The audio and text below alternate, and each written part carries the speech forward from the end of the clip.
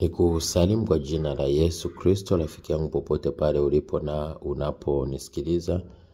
Leo Mungu anataka tufundishe na tuelekeze jambo kwa nyakati hizi za mwisho. Ukianza kuona ishara hizi, basi jua tupo kwenye majira ya siku za mwisho. Na majira haya yatakuwa ni chambo cha kutuvuta watu wengi kumwacha Mungu. Lakini Mungu anatuasa tuzidi kusimama naye, tumtetee Kristo, tuwe tayari kusimama katika njia inayompendeza Mungu na kuweza kushinda na zaidi ya kushinda. Kisoma Wakorintho wa pili 3 kuanzia mstari wa 1, maandiko yanasema, lakini ufahamu neno hili ya kuwa siku za mwisho kutakuwepo nyakati za hatari. Kwa nyakati za mwisho kuna nyakati za hatari. Mstari wa pili anakuambia maana watu watakuwa wenye kujipenda wenyewe. Kwamba hizi ishara ukianza kuziona, basi tujua tupo kwenye nyakati za mwisho. Kwanza, watu wenye kujipenda wenyewe.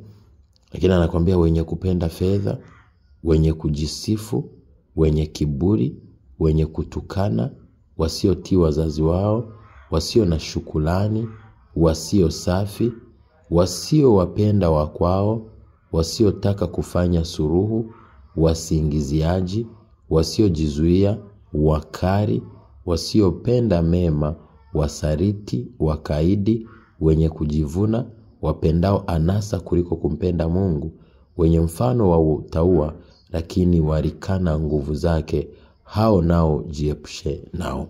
Kumbuka hapo Paulo anaandika kwa Timotheo akimshauri na kumwelekeza yale ambayo yapo na yanaendelea kwenye nyakati hizi za mwisho.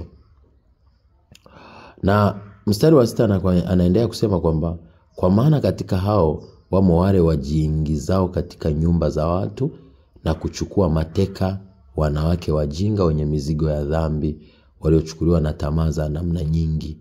Kwa hiyo hao watakuwa wanafanya vitu kama hivyo, ina maana uasherati.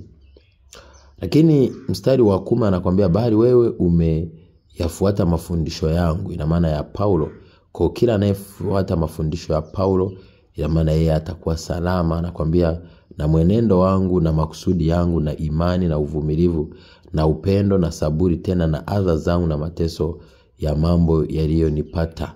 Kwa hiyo ukienenda katika njia ya kukubali changamoto, mateso, vikwazo, vizuizi kwenye huduma, unaweza kufanikiwa kuliko kuuza maisha yako kwa ajili ya shetani. Lakini anaendelea kutuasa na kutuambia, kusoma ule mstari wa 4, Timotheo wa pili mstari wa 4, sura ya 4 kuanzia mstari wa 2, anakuambia lihubiri neno, uwe tayari wakati ufaao na wakati usiokufaa, ukikaripia, ukikemea, ukionya, ukivumilia wote na kuwafundisha. Lakini pia anakuambia mstari wa 3, maana utakuja wakati watakapo yakataa mafundisho yenye uzima. Ni kama ulimwengu wa sasa, jamii ya sasa inakataa mafundisho yenye uzima ya kuwaonya watu na dhambi zao. Maana Yesu ili uweze kumpata lazima ukubali kuacha dhambi ili upate uzima. Maana yeye amedhihirika ili aziangamize kazi za ibilisi. Kazi za ibilisi ni pamoja na watu kuishi maisha ya dhambi. Lakini anakuambia je, watayakataa mafundisho yenye uzima, ila kwa kuzifuata nia zao wenyewe watajipatia walimu makundi, kwa kuwa wana masikio ya utafiti, nao watajiepusha wasisikie yaliyo ya kweli na kuzigeukia hadithi za uongo. Ndio maana sasa hivi makanisa mengi yanahubiri uongo, yanahubiri nje ya neno, na wengi wanatafuta mambo ya kimwili kuliko ya kiroho. Ndio maana mamilioni ya watu wanajazana kwenye makanisa ya kuwatia moyo tu na kuwafundisha mambo ya kimwili na utajiri wa kimwili kuliko utajiri wa kiroho. Kwa hiyo hayo ni mafundisho ambayo Paulo alimuonya Timotheo, na ni mafundisho ambayo lazima uwe tayari na wewe kuonywa, kujua kwamba ni kweli mambo ya kimwili ni mazuri, si kusema hayapo na si mazuri. Lakini hayo yote unapotenda kweli ya Mungu, kaenenda katika njia inayompendeza Mungu, hayo utazidishiwa. Ndio maana Yesu akasema tafuteni kwanza ufalme wa Mungu na haki yake, halafu hayo yote utazidishiwa. Ndio maana hata kusoma kwenye kitabu cha Wakorintho wa kwanza, Kumbukumbu la Torati sura ya 28 mstari wa 1 mpaka 14.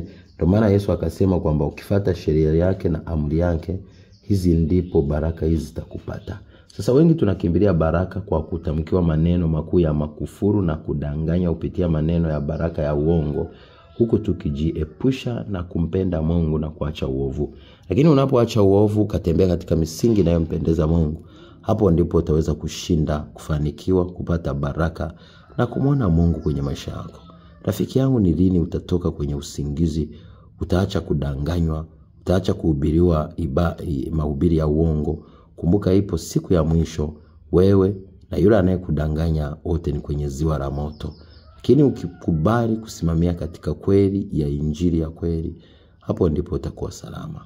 Mimi naitwa Apostle Johannes John. Ningependa jifunze, elewa, fahamu, usiendeshwe kama gari bovu na mwisho wa mwisho ukaja kuikosa mbingu, na hata hayo mafanikio unayoyatafuta utayakosa, utaibiwa na mwisho wa mwisho utaangamia. Rudi kwenye misingi ya neno la Mungu, tafakari njia za Mungu, fuata sheria ya Bwana, hapo ndipo utakapofanikiwa sana. Ninawapenda. In Jesus name. Shalom.